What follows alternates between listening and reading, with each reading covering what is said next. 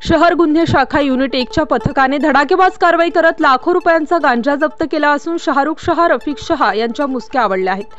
Unit 1चे police अंमलदार Mukhtar Shaikh यांना माहिती मिळाली की वडाळा गाव येथील म्हाडा वसाहतीमधील बिल्डिंग नंबर 8O येथे मोठ्या प्रमाणावर गांजा लपवून ठेवला असून त्याची लवकरच विक्री होणार होती। या माहितीनुसार पथकाने सदर ठिकाणी छापा टाकला असता येथे तब्बल 28 ते 29 किलो गांजा मिळून आला। या संदर्भात शाहरुख शहा, रफिक शहा यास ताब्यात घेतले असून या गांजाची बाजारपेठेत 4,21,725 इतकी किंमत असल्याचे समजते। सदर कारवाईमध्ये गुन्हे शाखा युनिट 1चे वरिष्ठ पोलीस निरीक्षक मधुकर कड, पोलीस उपनिरीक्षक हेमंत तोडकर, उपनिरीक्षक वेतन श्रीवंत, सहायक पोलीस उपनिरीक्षक सुरेश माळोदे, पोलीस हवालदार रमेश कोडी, महेश साळुंखे, देवीदास ठाकरे, नाझीम खान पठाण, धनंजय शिंदे, आप्पा पनवड, राजेश राठोड, मुख्तार शेख, विलास चारोडकर, महिला पोलीस अंमलदार अनुजा येवले आदींनी सहभाग घेतला होता।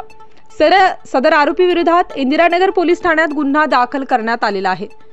नाशिक स्टार न्यूज साठी प्रतिनिधी मोहसिन पठाण, नाशिक।